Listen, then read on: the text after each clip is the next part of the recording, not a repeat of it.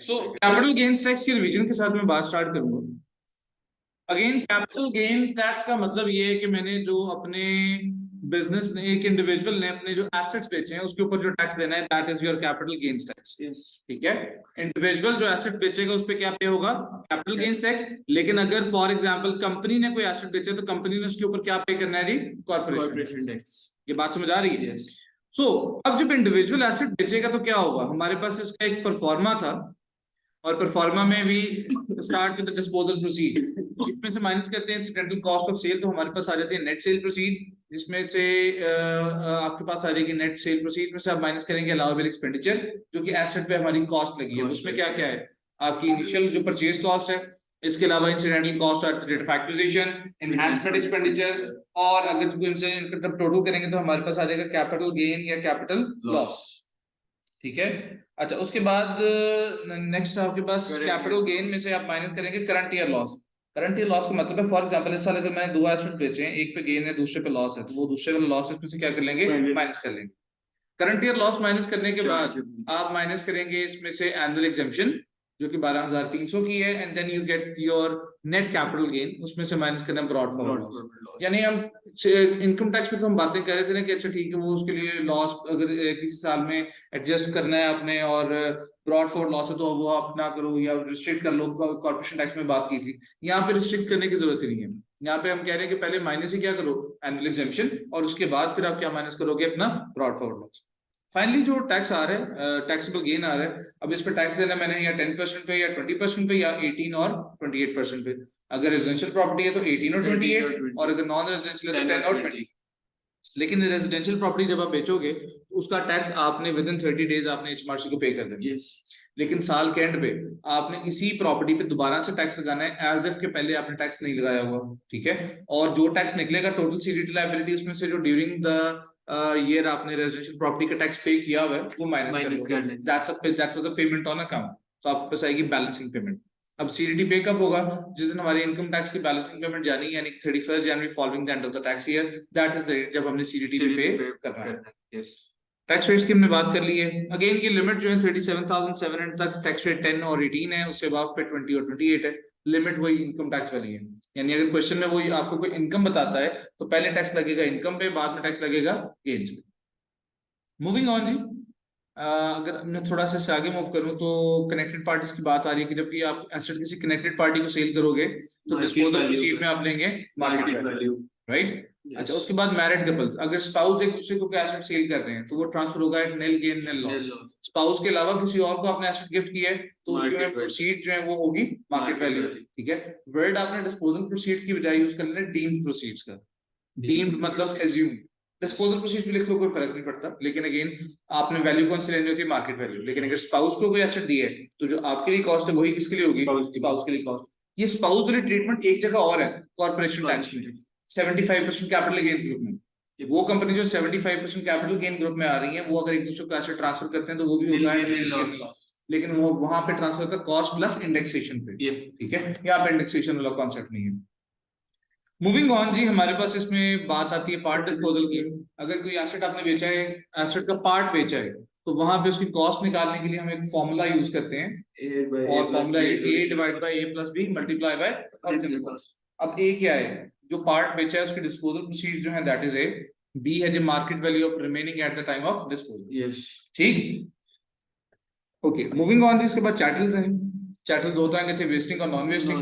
Non wasting कौन से हैं, जिनकी लाइफ 50 साल से ज्यादा है। चैटल्स होते हैं क्या, मूवेबल और टेंजिबल प्रॉपर्टी। ठीक है, नॉन वेस्टिंग चैटल्स के हमारे पास 4 सिनेरियोज हैं। कॉस्ट और प्रोसीड दोनों 6000 से ज्यादा है तो नॉर्मल कैलकुलेशन, दोनों 6000 से कम है तो एग्जेम्प्ट, प्रोसीड ज्यादा है कॉस्ट कम है तो दो कैलकुलेशन करेंगे। ठीक है, एक नॉर्मल कैलकुलेशन, नॉर्मल कैलकुलेशन का मतलब है प्रोसीड्स माइनस कॉस्ट। ठीक है, और दूसरा गेन निकालने के लिए एक और कैलकुलेशन करेंगे, वो क्या है, ग्रॉस प्रोसीड्स माइनस 6000 इनटू 553। दो गेन्स निकलेंगे, दोनों में जो भी गेन आपका लोअर है दैट इज टैक्सेबल। फिर अगर प्रोसीड्स कम है कॉस्ट ज्यादा है तो वहां पे आपने एज्यूम करना है कि प्रोसीड कितनी होगी, मिनिमम 6। जो वेस्टिंग चैटल्स हैं वो थे जिनकी लाइफ 50 साल से कम है, और ये एग्जेम्प्ट है अनलेस वो बिजनेस में यूज हो रहे हैं। अगर बिजनेस में यूज हो रहे हैं तो एग्जेम्प्ट नहीं है। गेन होगा तो मुझे टैक्स देना पड़ेगा, लॉस है तो उसके ऊपर टैक्स चार्ज नहीं होगा। मतलब लॉस टैक्स चार्ज ना होने का मतलब है मैं उस लॉस को किसी और एसेट के अगेंस्ट रिलीफ नहीं कर सकूंगा। ठीक है, वेस्टिंग चैटल्स का हमने क्या पढ़ा कि वो चैटल्स जिनकी लाइफ 50 साल से कम है, अगर वो प्राइवेट है तो एग्जाम्प्ट है, बिजनेस में यूज हो रहा है और गेन आ गया सेल पे तो टैक्सेबल है, लॉस आया तो वो एडजस्टेबल नहीं है। इसके बाद अगर वेस्टिंग एसेट्स की बात करें तो वेस्टिंग एसेट्स में चैटल्स के अलावा नॉन चैटल्स भी हैं। अब नॉन चैटल्स कौन से हैं? जो या टेंजिबल नहीं है, ठीक है, या मूवेबल नहीं है। जिससे अक्सर एग्जांपल देते हो सॉफ्टवेयर की, ठीक है, या कोई और इंटेंजिबल एसेट हो गया। अब ये जो सॉफ्टवेयर की अगर बात करें तो software is a wasting asset, life तो 50 साल से कम है उसकी, लेकिन that is not a chattel. तो उसकी फिर कैलकुलेशन करनी है तो कहते हैं उसकी नॉर्मल कैलकुलेशन नहीं करनी है, लेकिन कॉस्ट आपने डेप्रिसिएटेड कॉस्ट निकालनी है। ठीक है, डेप्रिसिएटेड कॉस्ट का वर्ड टैक्स वाले यूज नहीं करते, वो मैं समझाने के लिए आपको बता रहा हूँ। डेप्रिसिएटेड कॉस्ट का मतलब है कि remaining life divide by total life into original cost. ये डेप्रिसिएटेड कॉस्ट निकलेगी, जो रिमेनिंग कॉस्ट है उसको प्रोसीड में से माइनस करेंगे तो क्या आ जाएगा? Capital gains. Are we clear? Yes. इसके बाद हमारे पास आ रहा है जी एसेट लॉस्ट और डिस्ट्रॉयड। अगर आपका एसेट गुम हो गया या चोरी हो गया या डिस्ट्रॉय हो गया तो दो सिनेरियोज हैं, या इंश्योरेंस थी या इंश्योरेंस नहीं थी। अगर तो इंश्योरेंस नहीं है चल करो, नुकसान हो गया, लॉस है। लेकिन अगर इंश्योरेंस थी और इंश्योरेंस उन्होंने पैसे दिए और आपने उन पैसों को इस्तेमाल करके नया एसेट नहीं खरीदा, नया एसेट आपने नहीं खरीदा, तो टैक्स वाले इसको सेल कंसिडर करेंगे। डिस्पोजल प्रोसीड में आ जाएगी वैल्यू जो इंश्योरेंस उन्होंने दी है, कॉस्ट माइनस करोगे तो क्या आ जाएगा? गेन। लेकिन अगर आपने उन पैसों को यूज करके नया एसेट खरीद लिया तो आपका जो गेन है वो क्या हो जाएगा? रोल ओवर हो जाएगा नए एसेट की कॉस्ट पे। ठीक है सर। इसके बाद हमारे पास आता है एसेट डैमेज। अब एसेट डैमेज के केस में क्या होता है? डैमेज हो गया और लॉस में थोड़ा सा डिफरेंट है। लॉस और डिस्ट्रॉयड में हम एसेट इस्तेमाल नहीं कर सकते, डैमेज के केस में हम उसको यूज कर सकते हैं। ऐसे ही है। तो डैमेज के केस में भी दो सिनेरियोज हैं, या तो इंश्योरेंस है या नहीं है। अगर तो इंश्योरेंस नहीं है कोई डिस्पोजल नहीं है, सुकून करो। लेकिन अगर इंश्योरेंस हुई भी है और इंश्योरेंस वालों ने पैसे दिए हैं, जाहिर बात है पैसे देंगे ना, फिर मैंने देखना है क्या मैंने वो ठीक कराने के लिए यूज किए कि नहीं किए। अगर तो ठीक कराने के लिए इस्तेमाल नहीं किए तो पार्ट डिस्पोजल है। ठीक है, अगर ठीक कराने के लिए यूज कर दिए तो रोल ओवर। अब इसमें रोल ओवर थोड़ा सा डिफरेंट है। जो इंश्योरेंस वालों ने पैसे दिए हैं एसेट की ओरिजिनल कॉस्ट में से माइनस कर दो, और जो आपने ठीक कराने के लिए यानी रिस्टोरेशन के लिए पैसे लगाए एसेट की कॉस्ट में क्या कर दो? क्लियर? एसेट डैमेज के बाद हमारे पास यहाँ पे आते हैं शेयर्स एंड सिक्योरिटीज। अब शेयर्स एंड सिक्योरिटीज में सबसे पहले एग्जाम शेयर्स एंड सिक्योरिटीज जिनके डिस्पोजल पे टैक्स चार्ज नहीं होगा, जिसमें क्या क्या है? लिस्टेड गवर्नमेंट सिक्योरिटीज जो कि गिल्ड्स हैं, याद है कल हमने गिल्ड का इंटरेस्ट भी कैलकुलेट किया था। फिर क्वालिफाइंग कॉर्पोरेट बॉन्ड्स यानी कंपनी के लोन नोट्स, और shares held in individual saving account, यानी इनमें से अगर कुछ बेचा जाता है तो उसके ऊपर टैक्स चार्ज नहीं होगा, एग्जेम्प्टेड। मूविंग ऑन, अगर आपने शेयर्स किसी को गिफ्ट किए हैं तो उनकी मार्केट वैल्यू प्रोसीड्स बनेगी। अब शेयर्स की मार्केट वैल्यू निकालने के लिए हम लेते हैं एवरेज कोटेड प्राइस, यानी highest coated price plus lowest coated price divide by 2। Shares की कॉस्ट निकालने के लिए क्या तरीका है? जरूरी नहीं कि मैंने शेयर्स एक दफा खरीदे हों, मैंने डिफरेंट डेट्स पे डिफरेंट नंबर ऑफ शेयर्स खरीदे होंगे, तो वहां पे हम लोग मैचिंग ऑर्डर यूज करते हैं। सबसे पहले इंडिविजुअल्स के लिए बात कर रहा हूँ, सेल और shares acquired on the same day, shares acquired the following 30 days, and then फिर शेयर पूल। मतलब पहले जो आज शेयर्स खरीदे हैं पहले मैं वही बेच रहा हूँ, फिर जो अगले 30 दिन में खरीदूंगा एज्यूम कर रहा हूँ उनको बेचना है। प्रैक्टिकली तो पॉसिबल नहीं है, लेकिन टैक्स वाले आपको एज्यूम करवा रहे हैं, क्योंकि देखो अगले 30 दिनों में जो खरीदूंगा शेयर्स उनकी कॉस्ट ज्यादा होगी, गेन कम होगा। ठीक है, और उसके बाद भी अगर शेयर्स लेंगे तो फिर वो कहां से लेंगे? Share pool. कंपनी के लिए क्या है? सेम डे, फॉलोइंग 30 डेज की बजाय क्या है? प्रीवियस 9 डेज, और फिर क्या है? Share pool. लेकिन कंपनी के शेयर पूल में अगर शेयर्स मैंने दिसंबर 2017 से पहले के खरीदे हुए हैं तो उसमें इंडेक्सेशन भी ऐड करना है। ठीक है, और इंडेक्सेशन कब ऐड होगा? जब भी कॉस्ट में चेंज आना है उससे पहले मुझे पुरानी कॉस्ट को क्या करना है? इन्फ्लेट करना है। ठीक है, और कॉस्ट में चेंज कब आता है? जब आप शेयर्स परचेज करते हो, सेल करते हो, जब क्या होता है? राइट इशू, बोनस इशू की वजह से कॉस्ट में चेंज नहीं आता है। इसके बाद जी हमारे पास यहाँ पे आ रही है एक चीज जिसको नाम दिया जाता है रीऑर्गेनाइजेशन एंड टेक ओवर। क्या नाम दिया जा रहा है? Reorganisation and take over. Reorganisation और टेक ओवर दोनों सिचुएशंस में क्या हो रहा है? आपसे पुराने शेयर्स लेके नए शेयर्स दे रहा है। कंपनी आपसे पुराने शेयर्स दे रही है और आपको नए शेयर्स दे रही है। आपको पैसे देने पड़ रहे हैं? नहीं। तो the cost of old shares will become the cost of new shares. Simply पहले मेरे पास 5000 शेयर्स थे, कंपनी ने 5 लिए, 15 दे दिए, और 5000 शेयर्स मैंने खरीदे थे 10,000 के। अब पहले जो से मेरे पास 5000 शेयर्स की कॉस्ट 10,000 थी, 15,000 शेयर्स की कॉस्ट कितनी है? 10,000। ठीक है। हाँ, लेकिन अगर आपसे ऑर्डिनरी शेयर लिए और आपको ऑर्डिनरी और प्रेफरेंस शेयर दोनों दे दिए, जो नए शेयर मिले उनकी मार्केट वैल्यू निकालो और उनकी मार्केट वैल्यू के अकॉर्डिंगली आपने पुराने शेयर की कॉस्ट को उन पे क्या करना है, एलोकेट करना है। फॉर एग्जाम्पल मैंने कहा पुराने शेयर्स थे 5,000, ठीक है, और उन्होंने मेरे से वो 5,000 शेयर्स दिए जिनकी कॉस्ट मेरे लिए 10,000 थी, और मुझे उन्होंने 5,000 ऑर्डिनरी शेयर दे दिए, 5,000 प्रेफरेंस शेयर दे दिए। ऑर्डिनरी शेयर एक की मार्केट वैल्यू है फॉर एग्जाम्पल 2 और प्रेफरेंस शेयर की एक की वैल्यू है 1.5। तो ऑर्डिनरी शेयर्स की वैल्यू कितनी बन गई, 5,000 इंटू 2 10,000, और प्रेफरेंस वालों की वैल्यू कितनी बन गई, 5,000 इंटू 1.5 7,500। तो 10,000 प्लस 7,500 टोटल वैल्यू कितनी बनी, 17,500। पुराने शेयर की कॉस्ट थी 10,000, अब उनको मैंने नए शेयर्स पे एलोकेट करना है। ऑर्डिनरी शेयर्स की कॉस्ट कैसे निकालूंगा नए वालों की? ऑर्डिनरी शेयर की मार्केट वैल्यू थी 10,000 divide by total market value 17,500, एक प्रोपोर्शन निकला है ना कि इनकी market value total market value का कितने परसेंट है, और मल्टीप्लाई कर दो 10,000 जो ओरिजिनल कॉस्ट थी।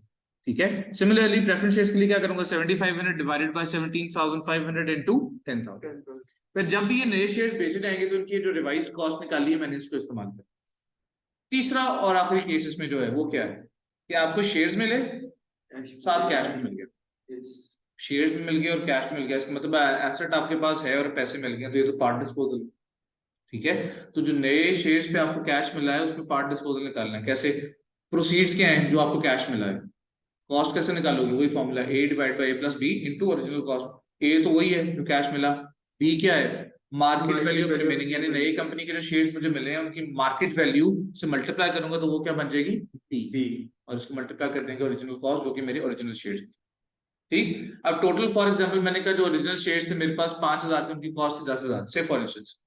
जो शेयर्स में अभी जो से फॉर एग्जांपल जो पार्ट डिस्पोजल हुआ, पार्ट डिस्पोजल वाले की कॉस्ट निकली 1,000, पार्ट डिस्पोजल की कॉस्ट कितनी निकली 1,000, तो इसका मतलब बाकी जो मुझे नई कंपनी में शेयर्स मिले हैं उनकी मेरे लिए कॉस्ट कितनी होगी, 4,000 जो रिमेनिंग कॉस्ट।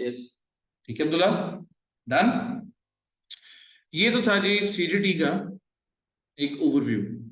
अब सीडीटी के आगे रिलीव्स, रिलीफ कौन कौन से, पहला रिलीफ कौन करिए, प्रिंसिपल प्राइवेट रेजिडेंस रिलीफ कब मिलता है, जब आप अपना पर्सनल घर बेचो। ठीक है, कौन सा घर, जहां पे आप रह रहे हो, योर रेजिडेंस।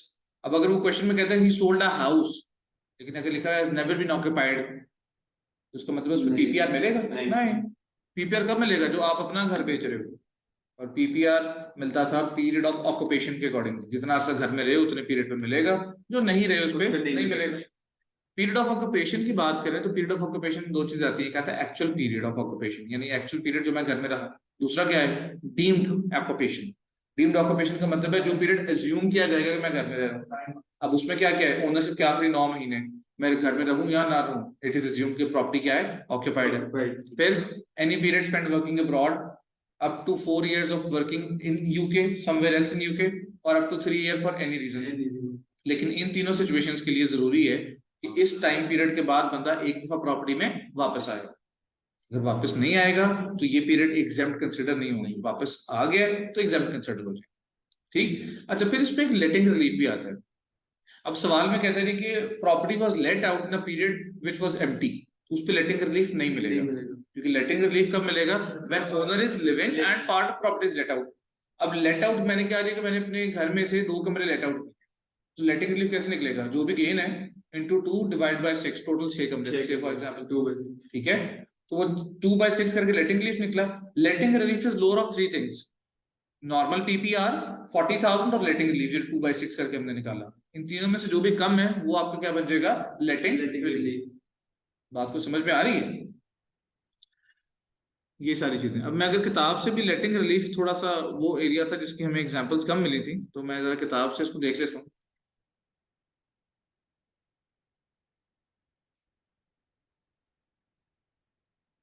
ये आ गया लेटिंग रिलीफ। कहते हैं letting relief is available when an individual's main residence is let out for residential use.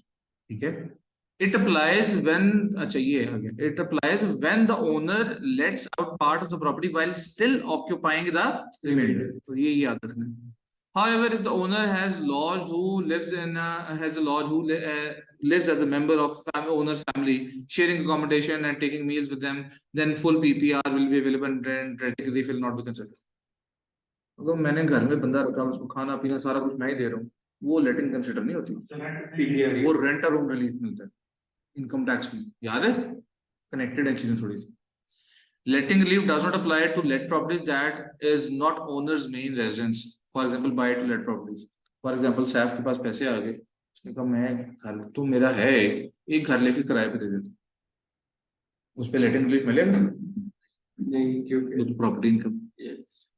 Letting relief is lowest of 40,000, the amount of gain exempted by PPR, मतलब PPR रिलीफ, और तीसरा the part of gain still in charge attributable to the letting period. Illustration दे रहा है, इसके through समझते हैं। Nicholas bought a house in Luton on 1st June 1985. He occupied the house as follows. Lived in the house, कितना अर्सा घर में रहे? 12 महीने। Traveled the world 84 months, फिर lived in the house है। तो 84 months कितने साल बनते हैं? 84 months कितने साल बनते हैं भाई? 12 का टेबल याद किया होता ना, जिंदगी आसान होती है। 8 साल बनते हैं, 7 साल, 12 7 84 होते हैं, 7 साल बनते हैं। अब इन 7 साल में से कितने एग्जाम्प्ट हो सकते हैं? 3। Any reason. Travelled the world है, वर्किंग एल्सवेयर नहीं है। अगर वर्किंग एल्सवेयर होता है जो से इन यूके तो 4 साल होते हैं, वर्किंग अब्रॉड होता तो पूरे 7 साल एग्जाम्प्ट होते। ठीक है, इस पे एनी रीजन वाला आएगा, जितना पीरियड है वो सारा एग्जाम्प्ट है। ठीक है, अच्छा उसके बाद कहते हैं Nicholas rented out 1/4 of the house in the final period of occupation. अब ये जो फाइनल पीरियड ऑफ ऑक्यूपेशन है 217 महीने, इसमें से 1/4 जो है वो उसने लेट आउट किया हुआ, तो इसके ऊपर पीपीआर नहीं मिलना। 217 का 1/4 है, उस पर पीपीआर नहीं मिलना। कहता है the tenant did not share any living space with Nicholas. ठीक है, मतलब उसको खाना चाहने नहीं दिया हमने। The house was sold on 1st July 2021, realizing a chargeable gain before release of 209,730. ठीक, समझ आ रही बात की? गेन उसने खुद दे दिया। पहले तो पीपीआर निकालेंगे। पीपीआर कितने मंथ में मिलेगा? 12 और 36, फिर 217 पूरे में 3/4 पे मिलेगा। और वो जो लास्ट 9 मंथ्स वाला है वो तो मिलना ही मिलना है। ठीक है, तो अगर पीपीआर की कैलकुलेशन देखें तो क्या कर रहा है? पहले 12 वाला एग्जाम्प्ट है, फिर 84 में से 36 एग्जाम्प्ट है, 48 चार्जेबल है। फिर 217 में से जो ओनरशिप का आखिरी 9 मंथ्स है वो हमेशा चार्जेबल है, उस पर लेटिंग रिलीफ वाला भी चेक जो है वो जैसे 1/4 था वो भी अप्लाई नहीं होगा। रेस्ट ऑफ द पीरियड जो था, जो रिमेनिंग मंथ्स थे वो कितने थे? 217 में से 9 माइनस करें, 217 में से 9 माइनस करें, कितना आएगा? 217 माइनस 9 इज 208। 208 का 3/4 लेट जो ऑक्यूपाइड है, जो कि बने 156, और 1/4 क्या है? Let out. मतलब लेटिंग के मंथ्स निकालना जरूरी है, क्योंकि इन्हीं पे लेटिंग रिलीफ मिलना। लास्ट 9 मंथ्स तो एग्जाम्प्ट है, उस पे लेटिंग बेसिक लेट है या क्या है वो तो है ही एग्जाम्प्ट है ना। ठीक है, अब यहाँ पे क्या हुआ, मैंने यहाँ पे लेटिंग वाला पीरियड जरूर निकालना था। टोटल गेन था मेरे पास 2,09,730, और जो एग्जाम्प्ट पीरियड बना वो 213 महीने डिवाइडेड बाय 313, जो कि टोटल पीरियड ऑफ ऑक्यूपेशन था। ठीक है, लेटिंग रिलीफ की कैलकुलेशन करें तो लेटिंग रिलीफ क्या है? एक तो 142 to 724, 40,000, और तीसरा जो लेटिंग रिलीफ के अकॉर्डिंगली गेन कैलकुलेट किया। लेटिंग रिलीफ कैसे कैलकुलेट होगा? गेन ओरिजिनल वाला मल्टीप्लाई बाय लेटिंग वाला पीरियड कितना था? 52 मंथ्स डिवाइडेड बाय 313। अब इन तीनों में से लोअर क्या है? 34843, ये माइनस किया पीपीआर और लेटिंग रिलीफ, तो हमारे पास आ गया चार्जेबल गेन आफ्टर रिलीज। इसके ऊपर एनुअल एग्जम्पशन माइनस करेंगे और टैक्स पे। देखो लेट वाला पीरियड कितना था? 52 मंथ्स, तो लेटिंग रिलीफ कैसे निकला? 209,730 जो गेन था multiply by 52 divide by 3 months, और फिर 40,000 पीपीआर, और इसमें से लोअर यही वाला है। ठीक है, अगर फॉर एग्जांपल मैं कहता कि ये लेटिंग रिलीफ है मेरा बनता 60,000, तब लेटिंग रिलीफ जो यूज करते वो कितना होता? 40, तो उसके इसमें लोअर 40 है। क्लियर है शेरल? तो ये जब भी क्वेश्चन में वो बताएगा कि प्रॉपर्टी बेची जा रही है और वो रेजिडेंशियल थी, तो क्या लग जाएगा? PPR relief. पीपीआर के बाद अगला रिलीफ कौन सा है? Business asset disposal relief, BADR. कब लगेगा? जब मैं अपना बिजनेस बेच रहा हूं, पूरा बिजनेस या बिजनेस का कोई पार्ट बेच रहा हूं, या बिजनेस खत्म होने के अगले 3 साल के अंदर उसका कोई एसेट बेच रहा हूं। बिजनेस चल रहा है और उसका एसेट बेच रहा हूं तब नहीं मिलेगा, लेकिन बिजनेस चीज हुआ है और उसके 3 साल के अंदर मैंने एसेट बेचा है तब मुझे मिलेगा बीएडीआर। ठीक है, या मैंने किसी पर्सनल कंपनी के शेयर्स बेचे हैं, और पर्सनल कंपनी कौन सी है? जहां पे मैं 5% से ज्यादा शेयर्स ओन करता हूं और मैं उसका एम्प्लॉय भी। तो अगर ये कंडीशन मीट होती है तो मुझे क्या मिल जाएगा, BADR। और BADR पे साइंस क्या होगी, टैक्स लगना है 10%। हम दो कॉलम बना लेंगे, एक BADR वाला और एक नो BADR वाला, ठीक है। जो पहले एग्जाम्पशंस और लॉसेस वगैरह वो कहाँ से मैनेज करेंगे, नो BADR, ठीक है। और लेकिन जब टैक्स लगाना है तो टैक्स पहले BADR पर लगाना है, कितने परसेंट पे, 10%। BADR की लिमिट थी लाइफ टाइम की, वो कितनी थी, 1 मिलियन पाउंड्स की। यानी पूरी आप जिंदगी में 1 मिलियन पाउंड्स पे 10% टैक्स दे सकते हो, जो BADR के लिए क्वालिफाई करता है।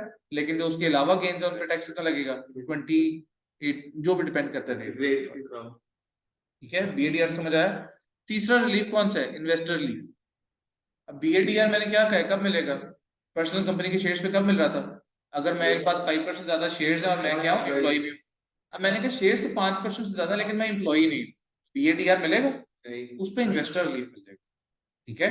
कौन सा रिलीफ मिलेगा, इन्वेस्टर रिलीफ के अकॉर्डिंगली भी रेट 10% ही लगना है टैक्स का, ठीक है। लेकिन इन्वेस्टर रिलीफ की जो लाइफ टाइम लिमिट है वो 10 मिलियन की है। अब ये रिलीफ कब मिलेगा, अगर शेयर न्यूली सब्सक्राइब्ड है और 17 मार्च 2017 के बाद इशू किए गए हैं। 16 मार्च से 17 मार्च तक, इसकी डेट क्या थी, डेट अब इसकी याद रखने की, किसके बाद वो किया, इन्वेस्टर रिलीफ। अच्छी बात है ना, शर्म आनी चाहिए आपको। मैं कब तो कहते हैं it applies to the disposal of unlisted ordinary shares in a trading company, बोल ही रहा था, ठीक है। Subscribe for newly issued shares on और आफ्टर 17 मार्च 2016। मैं 17 कह रहा था, करेक्ट करना चाहिए था ना, 16 है। Which has been held for a minimum period of 3 years. अच्छा, BADR की मिनिमम पीरियड ऑफ होल्डिंग कितना था, 2 साल। 2 साल, इसके लिए 3 साल, ठीक है। 3 साल शेयर जाएंगे, उसके बाद आप बेचोगे तो उसको मिलेगा, ठीक है। और फिर क्या कहते हैं, by an individual who is not an employee of the firm, ठीक। अच्छा, इन्वेस्टर रिलीफ के बाद अगला रिलीफ कौन सा, roll over relief. Roll over relief कब मिलता है, जब आपने एक QBA बेचा है, दूसरा QBA खरीदा है। QBA क्या होता है, क्वालिफाइंग बिजनेस एसेट। और रोल ओवर रिलीफ के लिए क्वालिफाइंग बिजनेस एसेट है क्या क्या, अगर उसकी डेफिनेशन देख लो तो, अच्छा, इसको रिप्लेसमेंट एसेट रिलीफ भी कहा जाता है, कि एसेट रिप्लेस कर रहा हूं। क्वालिफाइंग एसेट्स क्या है, land and building that are both occupied and used for trading purposes, fixed plant and machinery, good. इनमें से कोई एक एसेट बेचा और दूसरा खरीदा तो गेन क्या हो जाएगा, रोल ओवर। अगर पूरे पैसे इन्वेस्ट किए तो पूरा गेन रोल ओवर होगा, पूरे पैसे इन्वेस्ट नहीं किए तो प्रोसीड में से जितनी अमाउंट री इन्वेस्ट नहीं हुई, गेन में से जितनी अमाउंट रोल ओवर नहीं होगी। ये हमने कल शायद एक सवाल में किया भी था, एक क्वेश्चन में हमने किया भी था ना, क्योंकि पूरे पैसे री इन्वेस्ट नहीं हो रहे थे, 10,000 इन्वेस्ट हुआ था, याद है बात। अच्छा, फिर अगर जो एसेट बेचा जा रहा है, पुराना एसेट जो है, अगर उसका 100% बिजनेस यूज नहीं है तो 100% रिलीफ नहीं मिलेगा, relief only applicable on the business use होता है। फिर अगर आपने एसेट बेचा है और नया जो एसेट खरीदा वो डिप्रिसिएटिंग एसेट खरीद लिया है, डिप्रिसिएटिंग एसेट का मतलब प्लांट एंड मशीनरी खरीद ली है, लैंड और बिल्डिंग बेच के, तो क्या होगा, वो तो सेम तरीके से होगा, लेकिन सिर्फ नए एसेट की बेस कॉस्ट नहीं निकालनी। क्या निकालनी, बेस कॉस्ट। क्यों, क्योंकि जो गेन आपने निकाला है डिप्रिसिएटिंग एसेट वाले जिस पे रोल ओवर किया है, वो 3 डेट में से जो भी डेट पहले आ गई उस पे चार्जेबल हो जाएगा। और 3 डेट्स क्या हैं, the disposal of the depreciating asset, the depreciating asset ceases to be used for trading purposes, and 10 years have lapsed since the depreciating asset was acquired. इन 3 डेट्स में से जो भी डेट पहले आ जाएगी उस डेट पे मुझे रोल ओवर वाले गेन पे टैक्स पे करना पड़ेगा, अगर रोल ओवर किया है डिप्रिसिएटिंग एसेट के अगेंस्ट। नॉन डिप्रिसिएटिंग एसेट के अगेंस्ट अगर है तो फिर तो वो जब एसेट बिकेगा तब भी चार्जेबल होगा। क्लियर, मतलब रोल ओवर रिलीफ कब अप्लाई होगा, जब एक एसेट बेचा जा रहा है दूसरा एसेट खरीदा जा रहा है। डन। फिर आखिरी रिलीफ कौन सा है, gift relief, gift hold over relief, उसका पूरा नाम, ठीक है। एग्जामिनर ने कहा तो है कि उनसे अगर आप सिर्फ गिफ्ट रिलीफ लिख लो या होल्ड ओवर रिलीफ लिख लो तो काम चलेगा, लेकिन जो आपको बाकियों से थोड़ा डिस्टिंक्ट करेगा वो यही चीजें छोटी छोटी के पूरा नाम लिखा है, आराम से सुकून से काम रह के पेपर की है, ठीक है। गिफ्ट रिलीफ कब मिलता है, जब आप एसेट किसी को गिफ्ट कर रहे हो, कोई बिजनेस एसेट गिफ्ट कर रहे हो, पर्सनल एसेट नहीं। पर्सनल एसेट गिफ्ट किया है तो उस पे भी ये आपको गिफ्ट रिलीफ नहीं मिलेगा। अगर बिजनेस एसेट गिफ्ट किया है उस पे आपको ये रिलीफ डेफिनेटली मिलेगा, नंबर 1, ठीक है। और लेकिन उसके लिए ये कि आपको और जिसको आपने गिफ्ट किया है, यानी डोनर और डोनी, दोनों जाके इस रिलीफ के लिए इलेक्ट करेंगे, दोनों जाके इस रिलीफ के लिए क्या करेंगे, इलेक्ट करेंगे कि हमने ये रिलीफ अप्लाई करना है। बात समझ आ रही है, ठीक है। और कितने अरसे के अंदर करना है, with in 70 months from the end of the tax year in which the gift is made. जिस टैक्स ईयर में गिफ्ट दिया है उस गिफ्ट टैक्स के खत्म होने के 70 महीने के अंदर अंदर जाके अपने HMRC को इन्फॉर्म करें। ठीक। अब क्या होगा, जब आपने गिफ्ट किया है तो मार्केट वैल्यू बनेगी ना प्रोसीड्स, तो जो आपके लिए मार्केट वैल्यू प्रोसीड्स बनी है वो अगले बंदे के लिए क्या बन जाएगी, कॉस्ट। आप अपने लिए कॉस्ट माइनस करोगे, गेन आएगा, गिफ्ट रिलीफ माइनस करोगे, उसकी कॉस्ट में से माइनस करोगे, उसकी क्या निकल आएगी, बेस कॉस्ट। अच्छा, यहाँ पे एक और सिनेरियो आता है, अगर आपने जिसको गिफ्ट किया उससे पैसे भी लिए, मतलब पूरे वैल्यू नहीं ली, मार्केट वैल्यू से थोड़ा कम लिए, लेकिन कॉस्ट से ज्यादा ले लिए, तो इसका मतलब आपको एक्चुअली भी कोई गेन हो रहा है। एक्चुअली जो भी गेन होगा वो चार्जेबल है, एक्चुअल जो भी गेन है वो क्या बच जाएगा, चार्जेबल। मतलब बात समझ आ रही है। मूविंग ऑन, अगर आपने पर्सनल कंपनी के शेयर्स गिफ्ट किए हैं, पर्सनल कंपनी के लिए गिफ्ट रिलीफ के लिए पर्सनल कंपनी कौन सी, जहां पे आपके पास 5% ज्यादा शेयर्स हैं, एम्प्लॉयमेंट वाली कंडीशन इसके लिए नहीं है, वो भी एडीआर के लिए थी। ठीक है, तो अगर मैंने पर्सनल कंपनी के शेयर्स गिफ्ट किए हैं, लेकिन कंपनी के जो एसेट्स हैं वो सारे के सारे चार्जेबल बिजनेस एसेट नहीं है, तो इसका मतलब है फिर रिलीफ निकालने के लिए फॉर्मूला यूज करेंगे। फॉर्मूला क्या है, gain multiply by market value of chargeable business assets divided by market value of chargeable assets. यानी जो जो चार्जेबल एसेट्स है पहले वो सिलेक्ट करो कौन से हैं, फिर उसमें से देखो चार्जेबल बिजनेस एसेट्स कौन से हैं। बिजनेस एसेट्स पे सिर्फ हमने रिलीफ देना है ना, क्योंकि नॉन बिजनेस यूज को हमने रिलीफ देना ही नहीं है। एग्रीड। तो गिफ्ट रिलीफ कब अप्लाई होगा, जब आपने बिजनेस एसेट किसी को गिफ्ट किया और इलेक्ट किया। क्लियर, कुछ बात समझ आ रही है। इलेक्ट नहीं किया तो फिर नहीं। ठीक है, अगर क्वेश्चन में लिखता है कि they have not elected for the relief, तो इसका मतलब फिर आपने रिलीफ नहीं देनी। और अगर क्वेश्चन में वो कहीं पे कह रहा है इग्नोर द गिफ्ट रिलीफ, तो तब भी ना करना। ठीक है, क्वेश्चन को बड़े आराम से गौर से पढ़ के फिर आगे चलो। ओके, सो ये तो जी एक ब्रीफ सा रिकैप हो गया सीडीटी का। सीडीटी के बाद अगर कॉर्पोरेशन टैक्स की बात कर लें, तो कॉर्पोरेशन टैक्स में क्या था, कंपनी ने जो टैक्स पे करना वो कौन सा है, कॉर्पोरेशन टैक्स।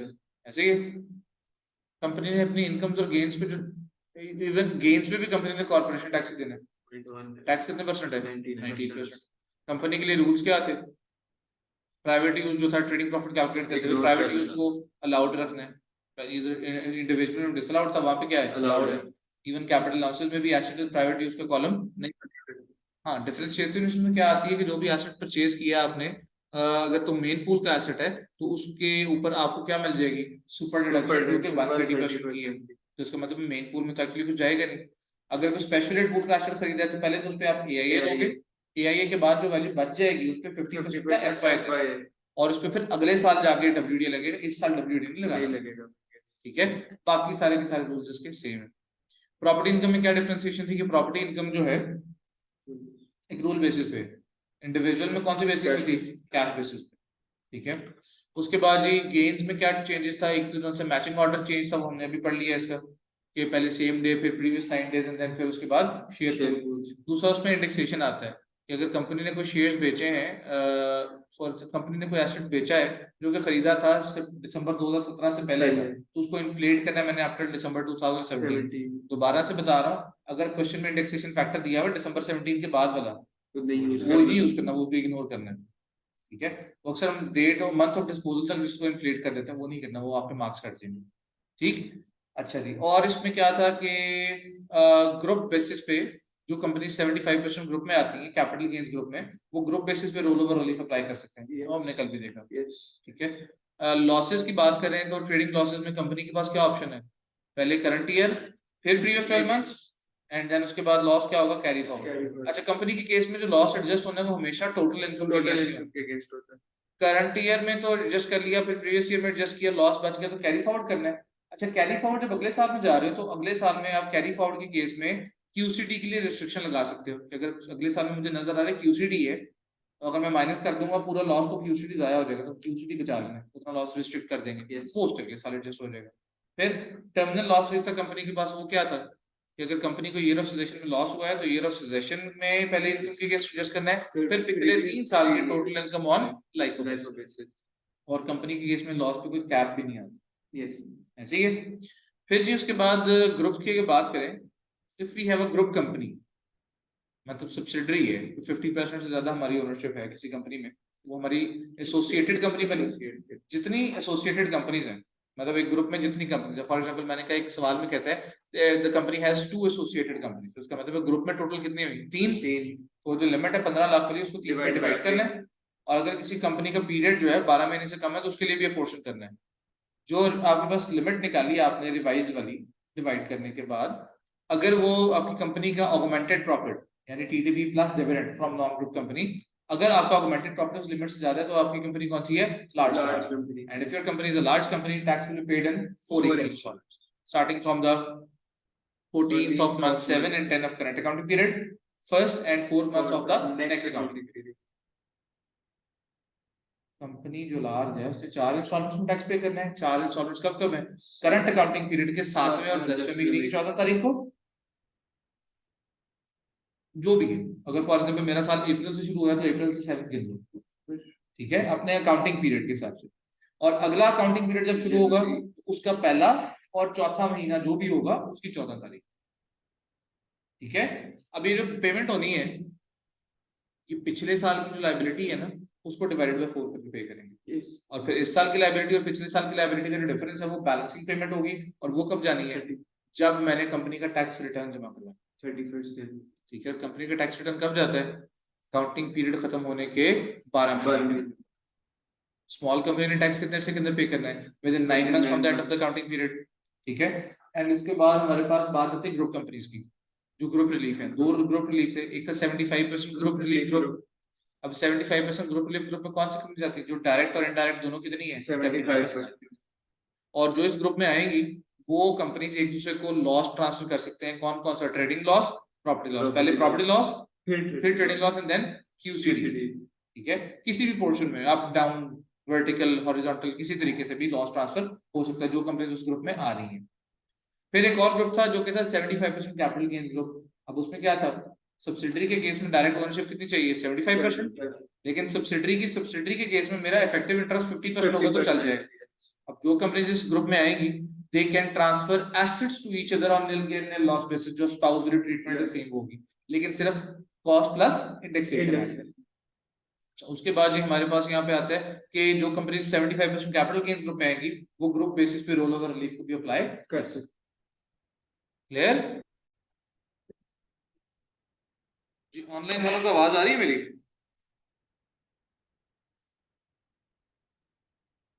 रोहा और हसान, आप लोगों को आवाज आ रही है मेरी? जी sir.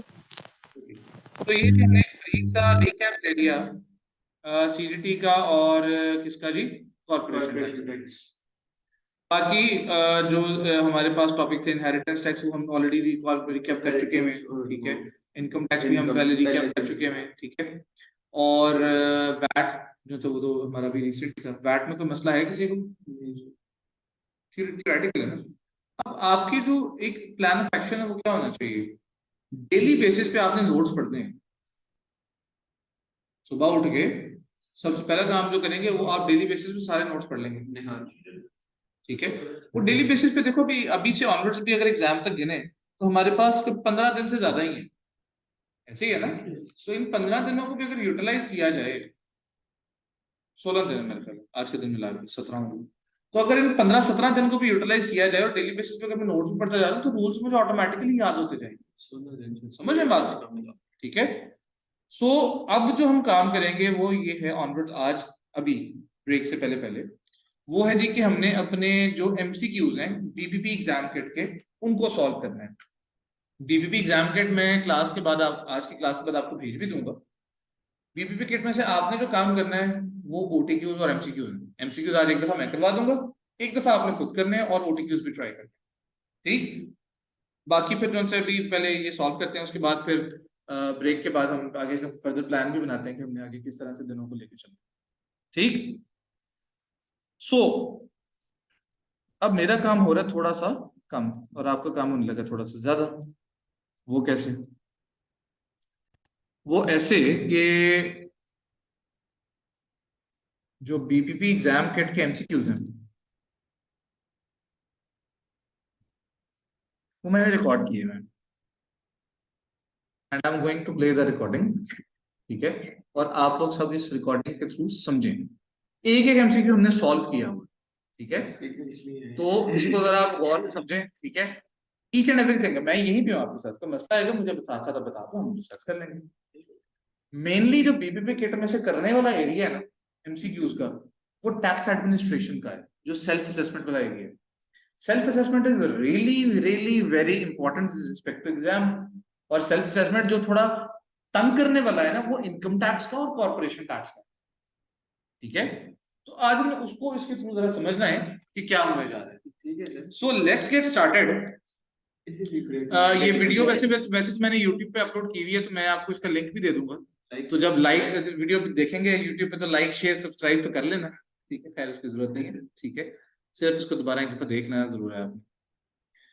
So let's start. Online वाले मुझे बता दें सबको स्क्रीन नजर आ रही है? Must little friends limited. हाँ जी, ऑनलाइन वाले कंफर्म कर दें सबको स्क्रीन नजर आ रही है और आवाज आ रही थी उसकी? जी सर। जी सर तो अब ये एमसीक्यूज में प्ले कर रहा हूँ और काइंडली इनको जरा गौर से सब लोग देख लीजिए, समझें, ठीक है। मैं रिकॉर्डिंग स्टॉप कर रहा हूँ।